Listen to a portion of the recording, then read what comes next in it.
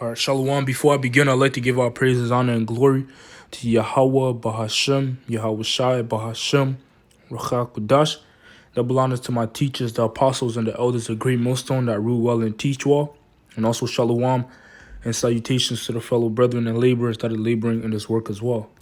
So this lesson that I'm going to be getting into today, it's going to be about how what happened in Egypt, the deliverance of the nation of Israel out of Egypt is no longer going to be talked about, because it's going to be a new deliverance, another deliverance, if I may add, another deliverance that's going to be a lot more greater than what happened in Egypt, to the point where what happened in Egypt is no longer going to be talked about. It's no longer going to be mentioned. But what happened in Egypt was great. It was great to the point where the Lord's name, Yahweh Ba'ashem Yahweh Shai, was magnified throughout the world, man. Matter of fact, let me start here in the book of Joshua, chapter 9 and verse 9. It says, "And they said unto him, From a very far country thy servants are come, because of the name of the Lord thy power, for we have heard the fame of him and all that he did in Egypt." You see, so the fame of the Lord was scattered abroad, and his name, was magnified. You see, and fear, was brought upon the people because of the name of Yahweh Ba'ashem Shai. You see, the Lord's power was magnified, man. The Lord's power was known because it was understood that it was Yahweh Ba'ashem Yahweh Shai that did that, the God of Israel. But in this time, you see, the same thing is going to happen. There's going to be fame brought to the Lord's name. And they're going to understand that there is only one God, and that's the God of the Israelites, man. You see? So let's jump from there to Jeremiah chapter 16 and verse 14. And it says, "Therefore, behold, the days come, saith the Lord Yahweh. It shall no more be said, The Lord liveth, that brought up the children of Israel out of the land of Egypt. But the Lord liveth, that brought up the children of Israel from the land of the north, and from all the lands whither he had driven them, and I will bring them again into their land that I gave unto their fathers." You see? So, as I mentioned, the miraculous deliverance from Egypt is no longer going to be mentioned, because how the nation of Israel is going to get delivered in this modern day Egypt is going to trump, what happened in ancient Egypt. And yes, the land of the north is referring to North America, North America. And America is the modern day Egypt. You see?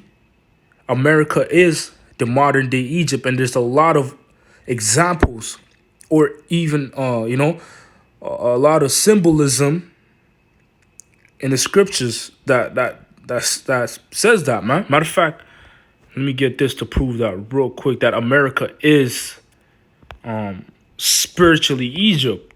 You see, America is a code word. Egypt is a code word for America. So this is the book of 2nd Ezra chapter 15.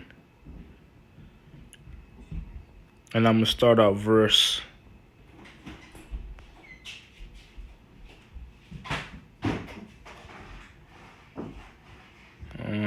verse 10. It says, "Behold, my people is led as a flock to the slaughter. Matter of fact, verse it says, "Behold, my people is led as a flock to the slaughter.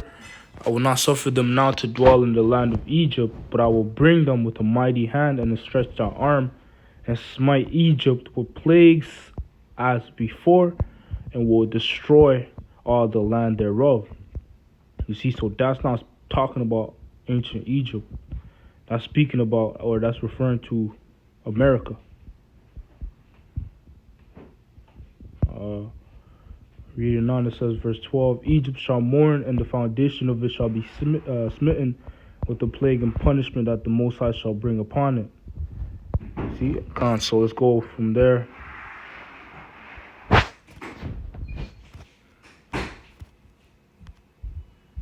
to the book of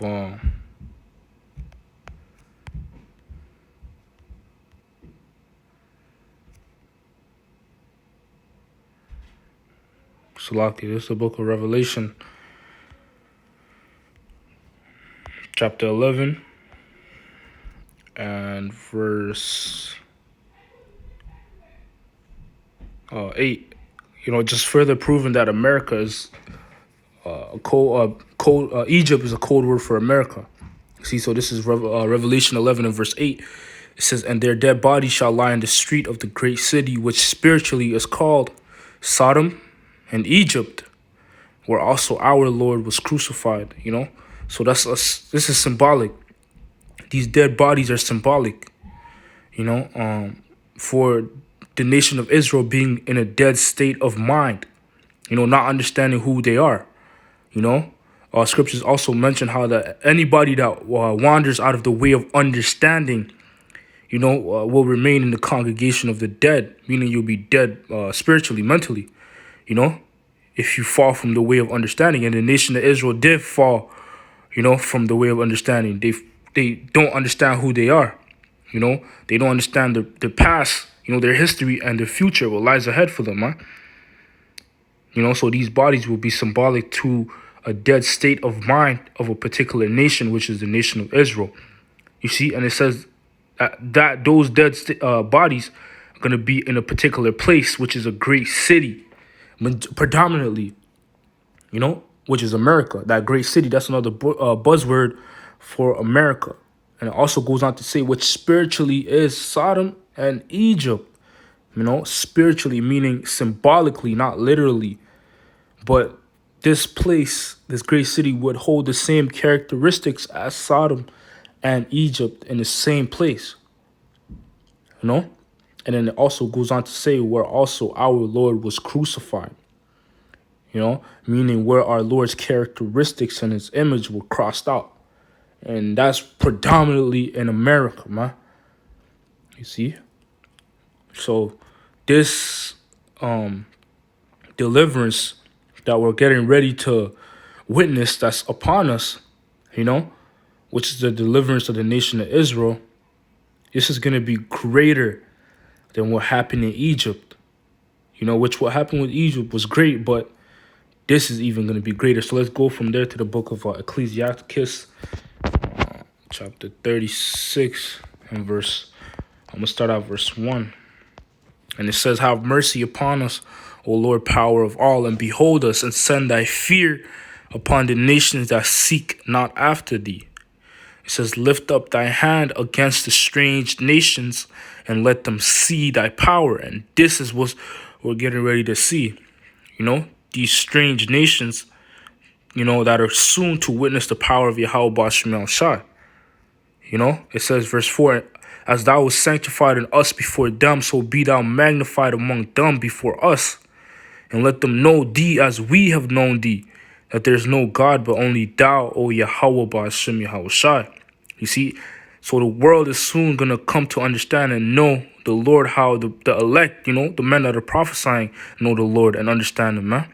And we understand that the Lord is a power of loving kindness, judgment, and righteousness. Those are the characteristics of Yahweh Ba'ashem Shai.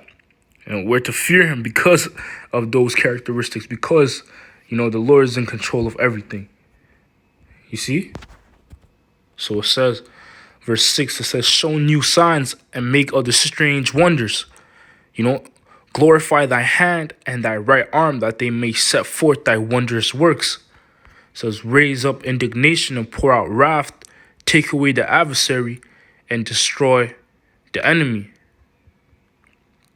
There was a point I wanted to get here.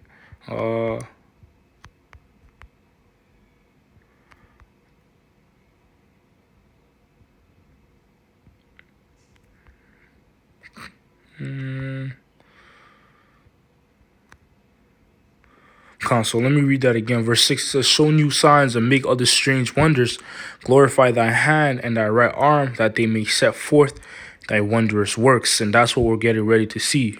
new signs, new things, but they're not really new because the Lord said that he was smite Egypt with the same plagues. This modern day Egypt with the same plagues he smit the old Egypt, But the deliverance is going to be different. We're going to be we're going to be lifted up and delivered by what the world knows as UFOs, which are known as chariots in the scriptures. And that's also going to contribute to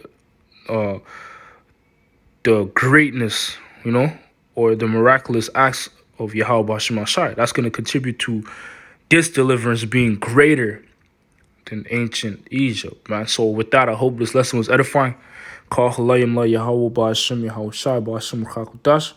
Until next time, shalom.